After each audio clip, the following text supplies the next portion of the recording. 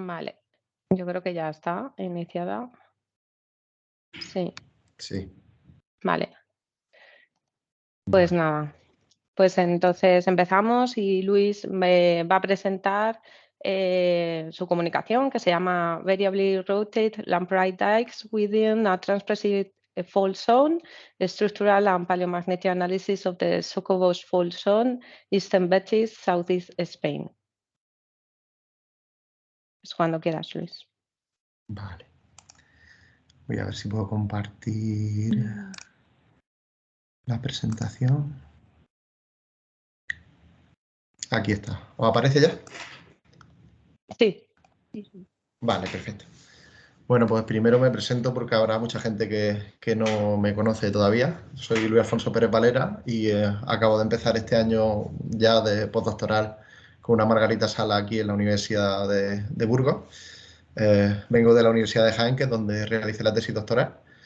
Y bueno, en principio sería para continuar con estudios de palomagnetismo, rotación de ejes verticales y, a ser posible, también ASM, también en las béticas.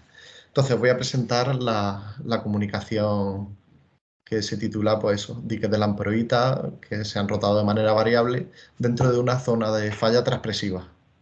O sea, el análisis estructural y palomagnético de la zona de falla de Socorro, en las béticas orientales.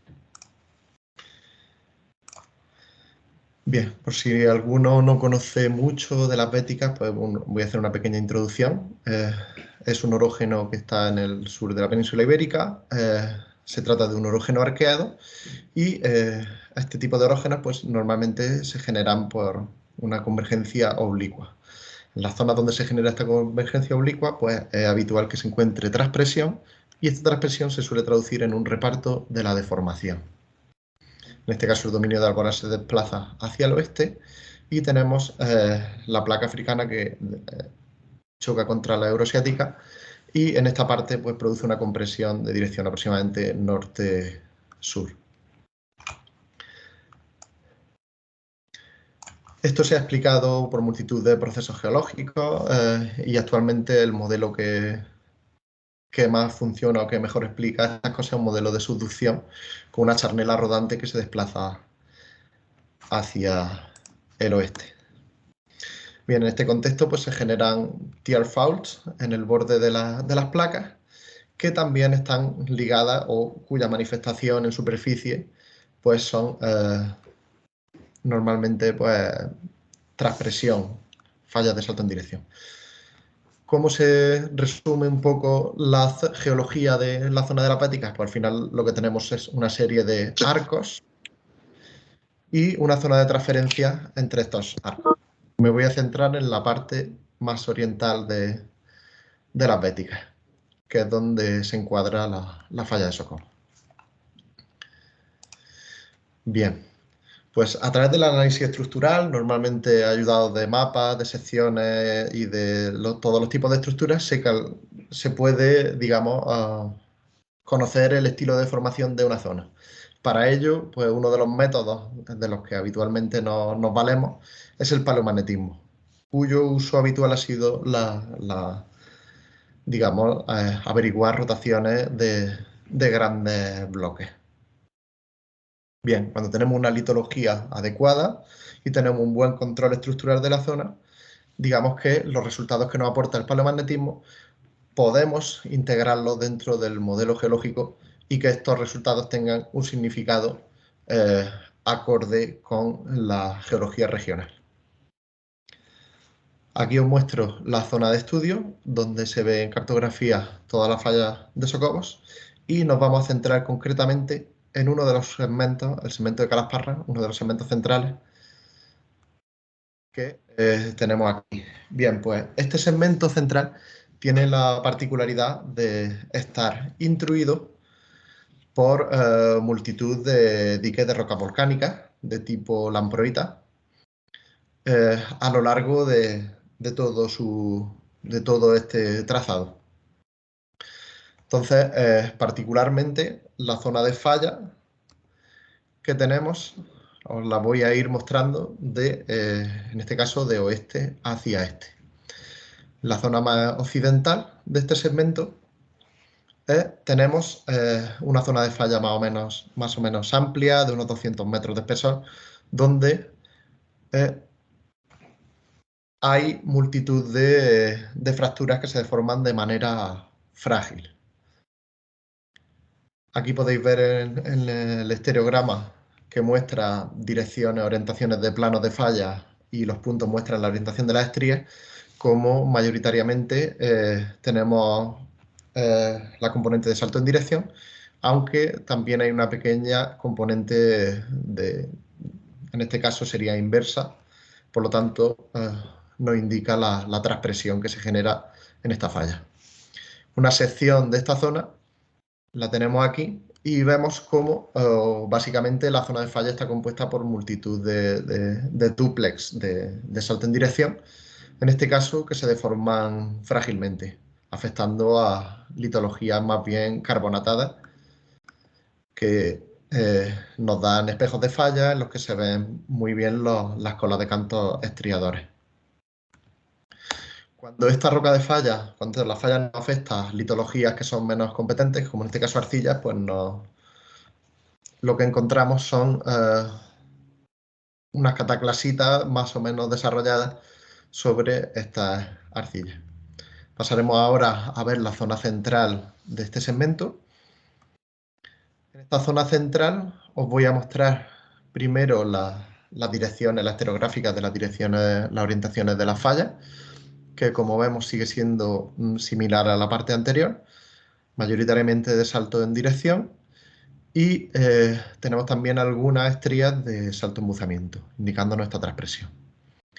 Esta sección es relativamente parecida a la anterior, pero aquí empieza a aparecer en el bloque sur, hacia el suroeste, las rocas del Triásico, que se deforman de una manera particular, en este caso dúctilmente, aportando, pues, digamos, un poco más de complejidad a la zona. Pongo como ejemplo cómo se ve en campo este tipo de rocas. Concretamente, lo que tenéis ahí es una de estas rocas volcánicas que se ha deformado hasta generar una harina de falla, en la que se identifican claramente pues, los componentes de salto en dirección y los componentes la componente de salto embuzamiento. Hacia la parte más oriental ya tenemos,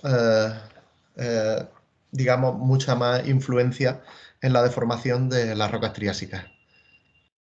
De manera que prácticamente ya no encontramos tantas estrías, salvo en planos discretos, y la deformación se empieza a concentrar en las rocas triásicas. Como podemos observar en esta sección, aquí las rocas triásicas ya se deforman dúctilmente, tenemos auténticas milonitas de yeso, donde se observan pues, lineaciones de estiramiento, pliegue en vaina y otro tipo de estructuras que se suelen generar con este tipo de deformación en estas litologías. Y por último os mostraré la parte oriental, donde la zona de falla ya desarrolla una estructura mucho más transpresiva al uso, ¿no? Seguimos teniendo, al igual que antes, pues las fallas de salto en dirección, en este caso ya orientadas este-oeste, con sus estrías de salto en dirección. Y aparte de eso, tenemos en el diagrama central, podéis observar en este caso la foliación cataclástica y la foliación milonítica de los yesos. Y como otro tipo de elementos, los cuadraditos nos indicarían, en este caso, fibras de yeso que crecen en extensión, y los triangulitos, que se ven sobre todo en la parte derecha, son colas de presión en cantos que nos indican, en este caso, la componente lateral. Vemos la sección que corta la falla en esta parte, podemos ver que la componente transpresiva aquí se muestra como una estructura en flor positiva que se desarrolla de manera más amplia en las rocas del Triásico. Este es el aspecto de las cataclasitas o las milonitas foliadas, las cataclasitas foliadas más bien en los yesos. Y este es el aspecto que tienen en este caso los cantos de dolomía, que son un poco más competentes y que se deforman de manera sismoidal dentro de la zona de falla. Aquí podéis ver un ejemplo a una escala un poco más grande de la zona de falla y cómo estos cantos de dolomía pues, nos indican el sentido de desplazamiento destro. Y aquí otro pequeño ejemplo de porfiroclastos que tienen colas de presión en las cuales crece el yeso fibroso también en la dirección, en este caso, de desplazamiento. Este es un pequeño ejemplo de las fibras de yeso que os comentaba que crecen en extensión, rellenando en este caso diaclasa, y como podéis observar, la dirección en la que crecen no depende de la orientación de la fractura, sino de la dirección de extensión en este caso. Un resumen de las estructuras y de las orientaciones de estas estructuras que se ven en toda la parte oriental de este segmento y simplemente pues resaltar las estructuras que nos indican sentido de desplazamiento lateral destro en la zona de falla y las estructuras transpresivas, en este caso en círculos abiertos tendríamos estrías que nos indican direcciones de compresión, cabalgamiento, y en círculos negros tendríamos fibras de yeso que nos indican direcciones en extensión. Bien, la orientación de los diques de la amproita dentro de la zona de falla pues se corresponde con lo que se podría esperar dentro del cortejo de fallas que se pueden generar en una gran falla de salto en dirección, correspondiendo la mayoría de ellas pues a fracturas de tipo Riedel, RR', X o P y también a grietas de tensión que se abren dentro de este régimen de deformación. Aquí os presento un resumen de los diques en los cuales se ha podido medir la orientación y cómo muchos de ellos, los que se encuentran fuera de la zona de falla, sobre todo, pues no presentan evidencia de rotación palomagnética, como indicaré ahora un poco más adelante. Bien, en cuanto al análisis palomagnético, pues se han estudiado 9 sitios, 9 de estos diques volcánicos, y aquí tenéis el diagrama de magnetización térmica y por AF de la magnetización remanente natural, y como podéis observar, pues presentan varias caídas en la magnetización que se corresponden en este caso con minerales de tipo magnetita o titanomagnetita con bajo contenido en titanio, teniendo en este caso la última caída aproximadamente cerca de los 600 grados de temperatura, los 575 más o menos. También tenemos otra componente de más baja temperatura que puede estar asociada a minerales de tipo titanomagnetita o titanomagnetite ferrimagnético. Como vemos, ambas fases magnéticas presentan la misma dirección, por lo tanto, lo más probable es que representen una magnetización remanente adquirida de forma primaria. Aquí tenéis otro de estos diagramas de magnetización, en este caso de uno de los sitios, que presentaba alguna particularidad adicional, como esta caída de temperatura un poco más elevada, que nos indica que posiblemente tengamos hematites, ya que no se desimana completamente mediante campos alternos. Y también, pues, probablemente titanohematites con bajo contenido en titanio. Aquí os presento algunas de las gráficas, en este caso las curvas de IRM y Maxfield, y las curvas termomagnéticas que hemos realizado sobre algunos de estas rocas volcánicas. Entonces, como podéis observar, estas rocas tienen baja coercitividad y presentan un gran contenido de minerales paramagnéticos, que en muchos de los casos enmascaran casi totalmente la señal ferromagnética. Aquí tenemos uno de los pocos ejemplos en los que se ha podido identificar magnetita o titanomagnetita con bajo contenido en titanio en alguna de estas curvas termomagnéticas. Como decía, pues se debe a que tienen una cantidad muy elevada de minerales paramagnéticos. Bien, en el diagrama de Dye, pues lo que podemos observar aquí es que la mayoría de las rocas pues, nos caen en el campo del pseudo monodominio. Por lo tanto, también sería más o menos compatible con que la magnetización fuera primaria. Bien, vamos a pasar ahora al análisis de las direcciones palomagnéticas. Bien, en este diagrama hay un pequeño resumen de todos los sitios que se han muestreado y cómo ellos se han agrupado. Entonces, como la magnetización remanente que registra en este caso rocas volcánicas, existen posibilidades de que no esté registrando la variación secular, se ha tomado a través de artículos de otros autores, digamos, una amplitud de la variación secular a partir de la cual se puede considerar que las diferencias que tenemos en el vector paleomagnético se deben o se deben deber, en este caso, valga la redundancia, a otros mecanismos, en este caso a deformaciones tectónicas. Bien, como vemos, los sitios que tenemos agrupados en la parte derecha arriba, VC1, DC10, DC15, DC11 y DC21, tienen direcciones que con sus márgenes de error entran dentro de lo que podríamos establecer como amplitud de la variación secular. Por lo tanto, consideramos que estos diques no podemos justificar que hayan tenido una rotación tectónica asociada a la deformación. Sin embargo, empezando por la parte de arriba hacia la izquierda, DC3, DC18, DC22A, DC20 y DC05 presentan direcciones paleomagnéticas que se salen bastante de lo que es esperable por la variación secular. Por lo tanto, interpretamos que estos vectores paleomagnéticos son el resultado de rotaciones debidas a, en este caso, al movimiento de la falla. ¿Cómo hemos explicado estas rotaciones?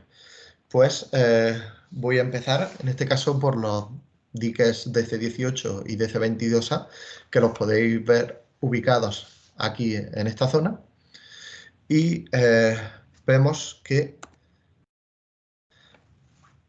han sufrido una rotación aparentemente sinestrosa, pero que una vez que hacemos el análisis e intentamos calcular la rotación neta a través digamos, en este caso, como no tenemos ningún elemento para, al ser diques y estar intruidos sin ninguna relación con la roca de caja, no tenemos un elemento para calcular tilting, de manera que todas las reconstrucciones de la posible rotación se han calculado como rotaciones netas, teniendo en cuenta la dirección del vector que le correspondería, de orientación norte, y la dirección del vector palomagnético medido. Por lo tanto, se calculan aproximadamente los ejes de rotación a través de los cuales puede variar ese vector palomagnético y nos vamos, una vez que tenemos eso, al campo a ver las estructuras que tenemos y en este caso pues vemos que el plegamiento, en este caso el sinclinal tumbado que tenemos dentro del Triásico o un apretamiento de este sinclinal tumbado asociado también a este retrocabalgamiento, el plegamiento por buckling que se produce o el apretamiento de este plegamiento nos puede generar rotaciones con estos ejes que nos explicarían, en este caso, la variación del vector palomagnético sin invocar una rotación sinestrosa que sería incompatible con el movimiento dextro de la falla. El siguiente ejemplo que tenemos corresponde, en este caso, al dique 05, el ejemplo de arriba, A, y cuando calculamos también la rotación neta que incluye la dirección esperada para el norte en el Mioceno y las direcciones que se sacan de cada uno de los subbloques, porque no lo he comentado anteriormente, pero en el caso del dique 5 y el dique 20, que son los que estoy explicando aquí en estos diagramas, estos bloques en conjunto no mostraban una dirección uniforme, pero una vez que se agrupaban por zonas de muestreo dentro del dique, sí que mostraban una agrupación que responde en este caso a un patrón de deformación. Entonces, como os comentaba en el dique 5, pues tenemos una rotación, en este caso dextra, asociada con un eje inclinado, que es compatible con la deformación transpresiva de la zona de falla. En el caso inferior, en el caso del dique 20, es un poco más complejo porque lo que tenemos es un dique que se ha deformado dentro de lo que veíamos antes en el corte como la estructura en flor positiva, concretamente en la parte más norte.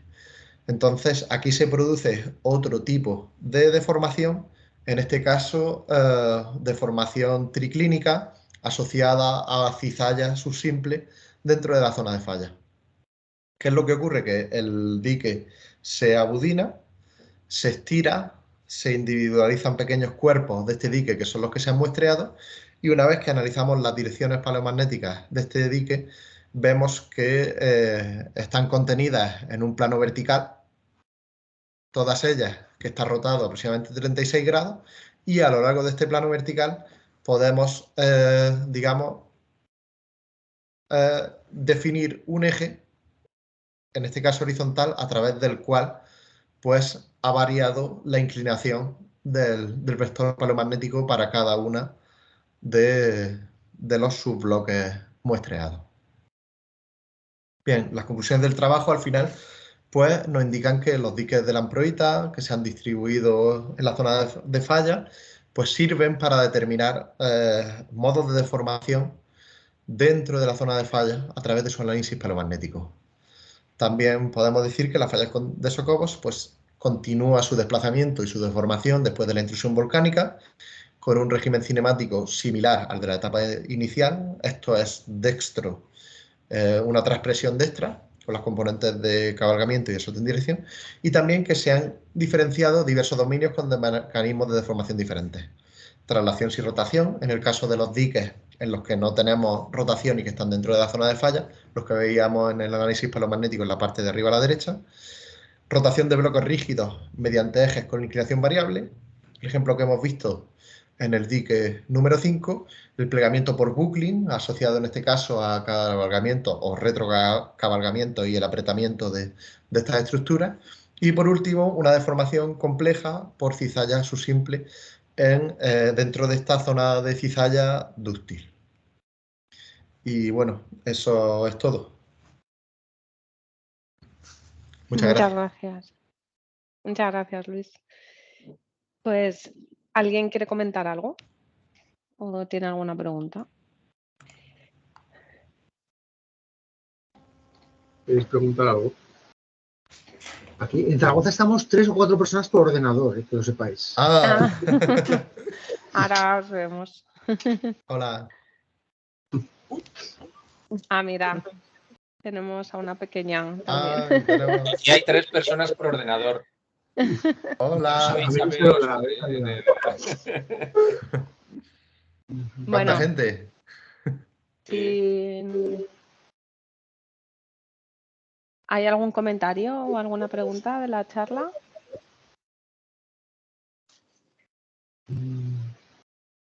Bueno, si no... Comentábamos aquí que claro, o sea, tú puedes relacionar un vector in situ con su referencia con un número infinito de ejes, ¿no? O sea, sí. Hay un número infinito de ejes que pasan, que te permiten relacionar, ¿no?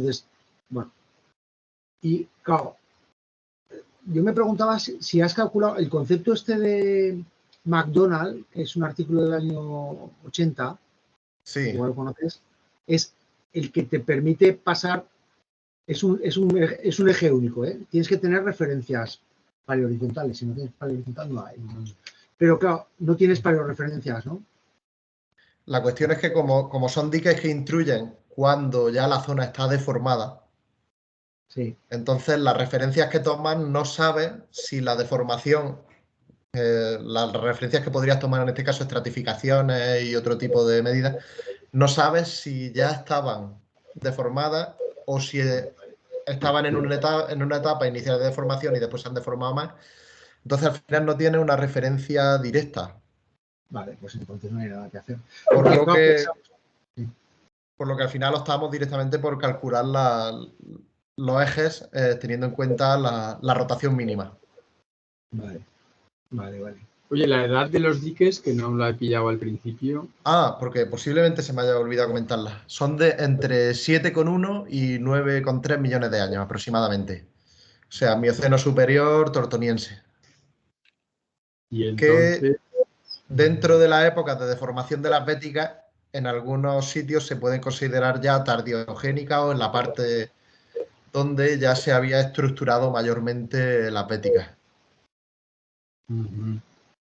Y entonces las velocidades de rotación que salen, con lo que habéis calculado, salen rotaciones, o sea, velocidades relativamente altas, ¿no?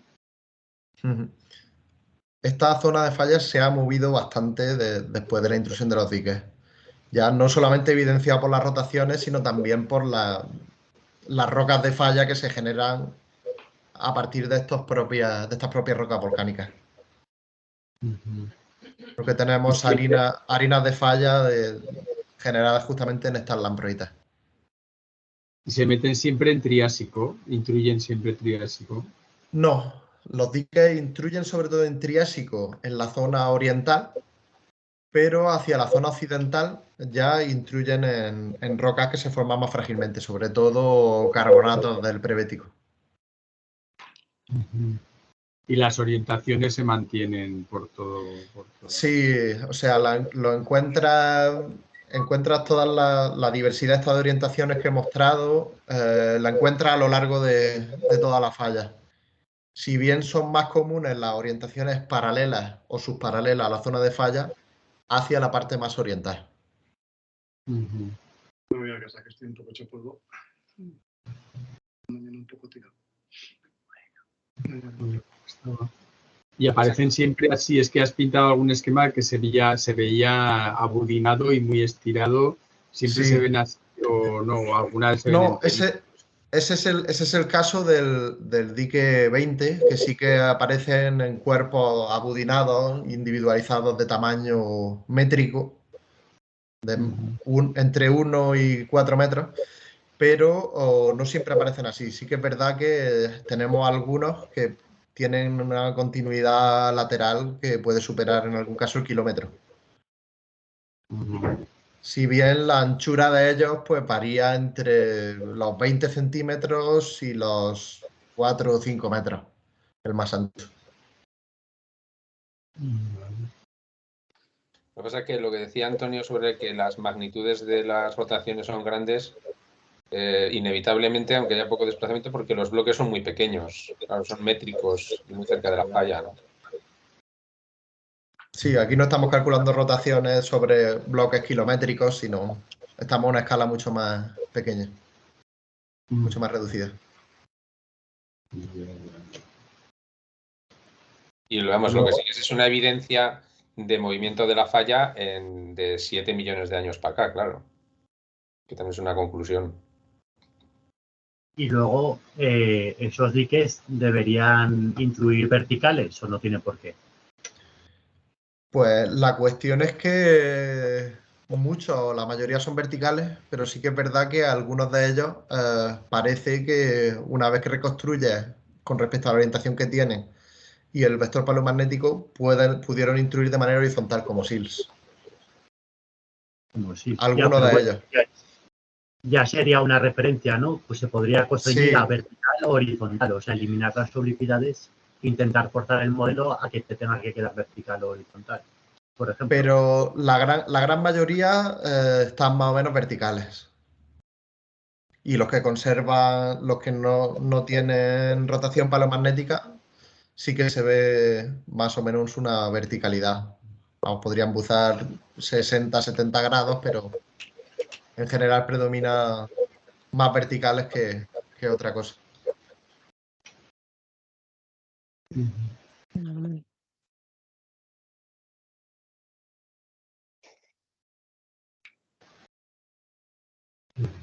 Bueno, muchas gracias, Luis. Muy Luis, interesante. hay que decirle que tienes el despacho muy desordenado, ¿eh? Pues anda que tú. Sí, sí. Sí, bueno, creo que lo conocéis el despacho, ¿no? Esa acumulación de libros, de cuadernos Sí, y de sí, sí. historias. Vale, bueno, pues voy a detener la grabación para hablar de las cuestiones así más de la sociedad geológica y otra cosa que os queríamos comentar Juan y yo, y así no están ahí públicas.